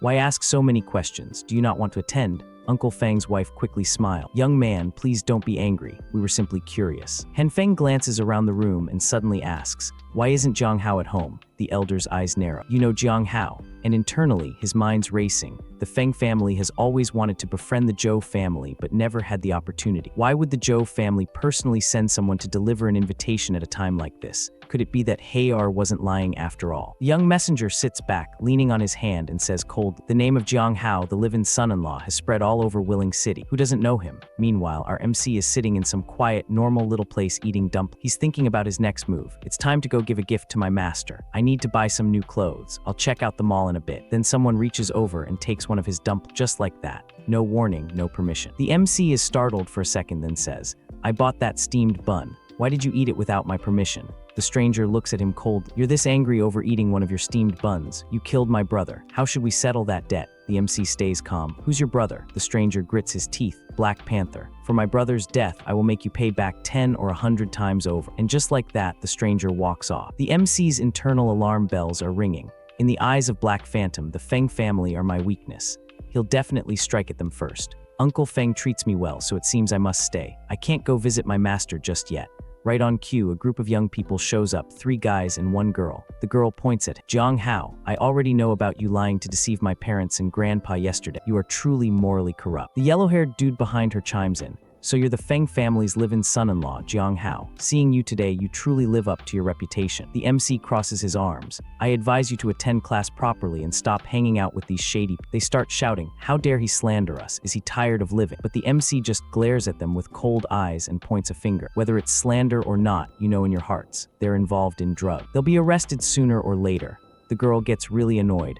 Are you men or not? The MC turns to leave and she shouts after him. Being slandered like this, yet you act like cowardly turtle. The yellow-haired dude says, let's go, we'll teach him a lesson. And they start following him even out into the street like a pack of stalkers. The MC glances behind him and sees them. Then a bunch of cars come speeding toward him, but he doesn't even flinch. They've got thick wooden sticks, clearly ready to beat him down. And this dude leading them must be their boss, right? The yellow-haired guy and the girl's jaws drop to the ground. He whispers, crazy brother, she says. Are you saying he's Lord Lei's subordinate, Brother Crazy? What are they going to do? One of the bully team members chimes in. Your unmarried brother-in-law must have offended Lord Lei, and Lord Lei sent Brother Crazy to retaliate. The girl is shocked. The yellow-haired guy adds, Brother Crazy is the #1 blade under Lord Lei. Your unmarried brother-in-law is in deep trouble. Now the girl starts panicking. Even though I hate him, he is my brother-in-law after all. Interesting, right? We're finding out who this girl really is. She says in a panic, quick, go plead with Brother Crazy and ask him to let Jiang Hao go. The yellow-haired guy shakes his head. We can't help with this, and we aren't willing to either. Besides, if he dies, wouldn't your sister not have to marry him? Cold logic, but you can't argue with that, right? Meanwhile, my boy is facing the gang alone. Their boss is shameless enough to be holding a knife for just one man. But you know my boy, he's not ordinary. The MC says calmly, what do you want? The gang boss sneered. What do we want? You caused Lord Lei's son Xiaohu to flip his car and get injured, so of course we're here to sever your tendons and cripple you. The MC opens his hands casual. I'll stand here and not move. Come at me. And here we go, the gang boss launches at him. Give me your life. His wife's sister, the girl who was just trash-talking him, covers her face in fear. But my guy, he shows exactly what he's capable of. One kick to the gang boss's face and that boss goes flying straight to where he belongs, the trash. His men rush over. 2 fists can't beat 4 hands. Brothers attack together. But the boss finally understands after that heavenly kick. Quick, take me away. We are not his mat. They grab their boss and drag him to the car, speeding off like coward. The girl can't believe what she just saw. The MC turns back and says cold, if I see you together with Feng Zidong again, I'll skin you alive. The yellow-haired guy is seriously panicking now. You can tell by his reaction that he's just realized who he's dealing with. All the bully team members kneel down. We'll never dare to again. Classic. Scene shifts. Office building. People are coming and going. The MC knocks on a door and someone inside says, come in. Well, look who it is. It's our boy's wife. She says coldly, why are you here? What do you want with me? The MC keeps his hands in his pockets, casual as ever. I wanted to remind you that the current situation is special. You can no longer stay in a hotel alone. She jumps up from her chair, shocked. Don't think that just because my dad made you the Feng family's live-in son-in-law, you can dictate my life. Let me tell you, even if I can't marry brother Jiaming right now, it's still possible for me to marry you. The MC just shrugs. Becoming the Feng family's son-in-law was not my request. You should be clear on this. She fires back, indeed, it wasn't your request, but you taking advantage of my dad's guilt towards your dad to emotionally blackmail him is even more despicable than asking directly. The MC's voice was flat, tired. Do you really mind marrying me that much? Feng Yian didn't even blink. Between marrying you and death, I choose death without hesitation. The MC nodded slowly. There's no need for you to harbor all this hatred. From now on, I grant you your freedom, and I pledge never to marry you. If I break this oath, let a thunderbolt from heaven strike. She already had the annulment document ready, shoving it at him. I will never believe you unless you sign this. He didn't argue, just signed. Then said, and now can you head home? It's not safe for you outside at all. She waved him off. I will return, of course. I'll go as soon as my work is finished. The MC left while Feng Yian immediately made a call. Wan Jiaming, I just signed the annulment document with Jiang Hao. The voice on the other end practically purred. Feng Yian, that's wonderful. I can't wait to see you. Night fell. Inside the family house, the family head frowned. Strange. Didn't Feng Yian say she would return for dinner? Why isn't she back yet? Hao, call her to ask. The MC didn't refuse. All right. He dialed. No answer. Strange. She said she'd return after work. Meanwhile, Feng Yian was accompanying a white-suited gentleman who was already grabbing her in a way that screamed red flags. Feng Yian, let me accompany you to the hotel. She pulled back. Wan Jiaming, did you forget? I annulled my engagement to Jiang Hao. I can go home now. Wan Jiaming leaned in, forcing the issue. Feng Yian, you are absolutely beautiful. I want to marry you right now. She deflected. Wan Jiaming, you know I am very conservative. I want to save my virginity for our wedding night. He smirked internally. I didn't expect a stunning woman like you to still be a virgin. It seems I've truly hit the jackpot. Then someone interrupted. A strange man appeared, creepy smile plastered on his face. You'll know who I am very soon. Before either could react, he moved. 2 fingers, just 2, and suddenly neither Feng Yian nor Wan Jiaming could move an inch. Wan gasped. My body. Why can't I move? This is an immobilization technique. The strange man appeared right behind him, grinning. Smart boy to know that this is an immobilization technique. Scene shifted to an old fact. One of his men reported, Second Master, I've kidnapped them already. A big man nodded. Carry them both to the factory building. And then we learned his name, Shangzi. Wan Jiaming's eyes went wide. How are you here? Shangzi grabbed them both by the back of their necks, dragging them forward. The big man asked, what do you know this helpless wretch? Shangzi laughed. He's the boy whose engagement the Feng family annulled. He's practically Jiang Hao's enemy. Wan Jiaming started puffing his chest. Who are you calling helpless? My foster father, Mr. Nai, is the de facto ruler of Willing City. Release us immediately if you want to stay safe. Shangzi moved so fast Wan didn't even see it, chopped his ear clean off, then pulled out a small, sweet-looking object and smiled. Feng Yian shouted, this is a deliberate assault, and you'll be punished with prison if the police catch you. Wan was screaming, my ear. Shangzi's face turned maniacal. They'd have to possess that capability first. He pointed his weapon at her. Did you watch the news a few days ago? That high school student who was assaulted and killed? I was the one who did that. Feng Yian's blood ran cold. So that's why Jiang Hao told me to stay home and not go out at night. He was warning me about this man. Wan Jiaming was sobbing now, crying like a grown child. Second Master, please. As long as you spare my life, I'm ready to do anything. Shangzi snorted. HMPA. As long as you obey orders, I'll spare your life. Wan groveled. Thank you, Second Master. Thank you. Then Shangzi's man Xiangzai dragged in another cap. Second Master, Mr. Zhang V has been waiting for you a long time as well. Zhang V, the third man, glared. Xiangzai, you've hidden yourself well to be able to bring an outside helper this powerful. Shangzi stepped forward. I am Bao's younger brother. You secretly conspired to take over Bao's business and cleared Jiang Hao of the murder charge. It's only natural for me to seek revenge against you." Feng Yiyan and Wan Zhaiming exchanged shocked glances. "Jiang Hao, how could he kill the underworld leader, Black Tiger?" Zhang V laughed. "Since you seek revenge for your brother, why don't you go find Jiang Hao? I understand. You're afraid of Jiang Hao too." Shangzi laughed harder. "You think Jiang Hao is strong? I'll make you watch shortly as Jiang Hao kneels before me, begging and pleading for my forgiveness." Zhang sneered. "You're just bluffing. If you were truly brave, you wouldn't have kidnapped me while I slept and you dare to face my men." Shangzi's grin widened. "I'll grant your wish. Xiang Zai, call him and let him ask his men to come save him." Then Shangzi grabbed Feng Yiyan by the chin. "My beauty, you are truly enchanting, so much so that I can't wait any longer." She spat.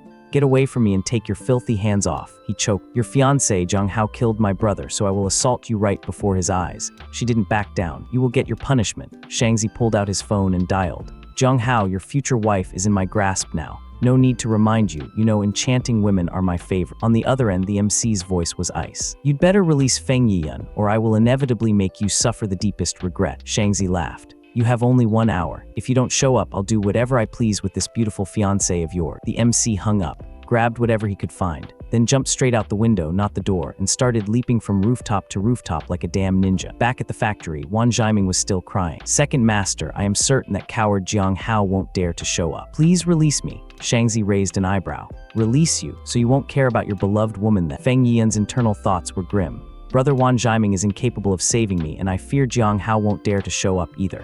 If this lecher dares to assault me, I'll bite my tongue to end my life. I will never settle for living in disgrace." Then a group of gang members showed up behind Shangzi. Zhang V's men. Zhang called out, "Crow Chin, I'm all right. He just sealed my pressure points." The gang shouted, "Shangzi, how the hell do you dare to conspire with this ugly freak to kidnap 5th Master Zhang? It seems you've grown tired of living." Shangzi didn't flint. "Go to your men. Without using you as a hostage, they won't dare to face me with their full strength. My brothers, let's sever the limbs of this Shangzi and that ugly freak. Bind them and bring them here." Zhang stood tall. "I respect your courage as a man, and I will advise my men later to leave your body intact after you die." He started walking away, his gang surging forward. "Kill them all." Shangzi's man panicked, but Shangzi just pulled a knife from his pocket. One swing and the first gang member dropped dead. Then he moved like a demon, tearing through them one by one, dodging sneak attacks from behind, finishing most of the gang in seconds.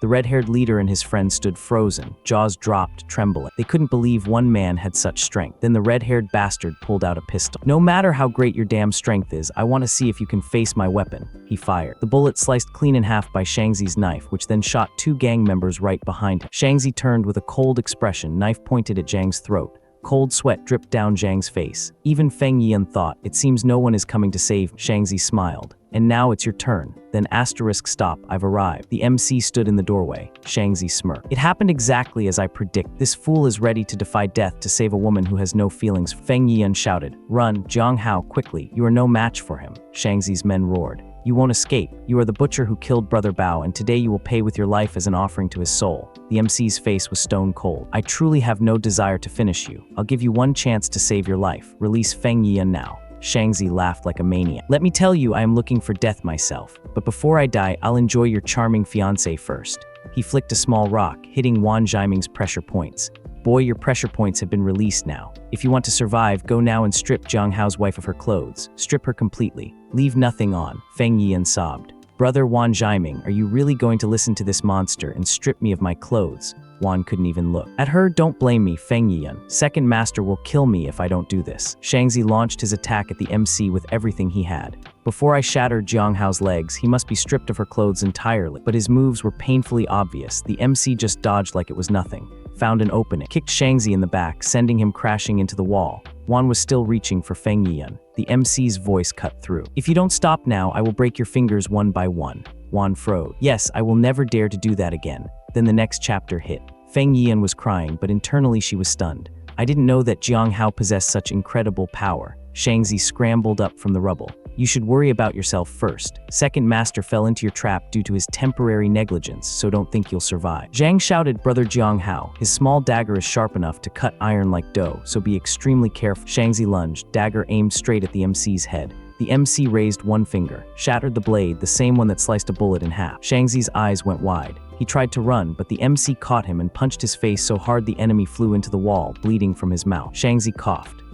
"Despite your young age, you possess S-rank strength." But the MC's aura flared red.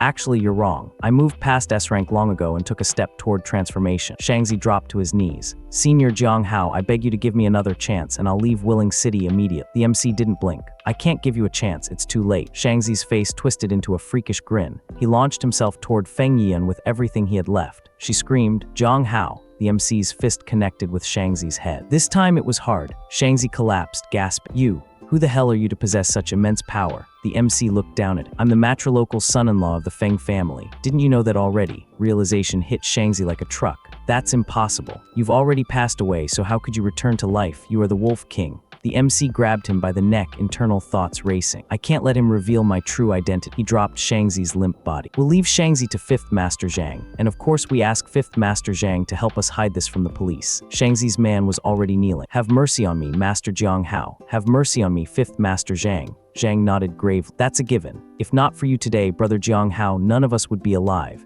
In the future, if you need any help, I'll go through hell and back for you without hesitation. The red-haired leader and his scarred friend knelt. From now on, my life and my brother's life belong to you, Brother Hao. The MC waved them up. Rise, we've turned this page and moved past the dispute. Then he turned to Wan Zhaiming. It is your turn. Wan dropped to his knees, trembling. Jiang Hao, no, I mean grandfather Jiang Hao. There's no grudge between us, so you can't kill me. The MC's eyes narrowed. No grudge. Then why did you send men to kill me last time? Those men have turned into weathered bones, and soon you'll go to the other world to join them. Wan was shaking, cold sweat pouring. Bald-headed brother Qiang and his men. I've already killed them. Do you have any last words? Wan grabbed Feng Yian inappropriately, clutching her. Feng Yian, you know how much I love you. Please save me quickly. She actually spoke up. If you want to kill brother Wan Zhaiming, kill me first. The MC's jaw tight. A man like this claims to love you and you actually believe him. She doubled down. I believe him. Everything brother Wan Zhaiming committed before was solely for the sake of his survival. The MC let out a long breath. I won't kill you. He started walking away, then stopped. But if you dare to breathe a single word of what happened today, I will personally annihilate the entire Wan family. Wan was already prostrating. Thank you, Grandfather Jiang Hao, for sparing my life. Thank you, Grandfather Jiang Hao, for sparing my life. The next day, police swarmed the old factory. Fang Yuying, Dragon Fang Task Force surveyed the scene. After examining the crime scene, it appears all the deceased in the factory were killed in a single instant by this rat. An old man beside her looked down grimly. This person possesses immense power. To what level could his combat abilities reach? The old man shook his head. I fear he has already reached the mid-stage of blood energy, which is equivalent to an A rank according to international classification. And that's where we leave it, bro. The MC just demolished a small army, revealed hints of his true identity as the Wolf King, and walked away like it was nothing. Meanwhile, the authorities are already circling, and Wan Zhaiming is left broken and humiliated. Let's wait for the next chapter.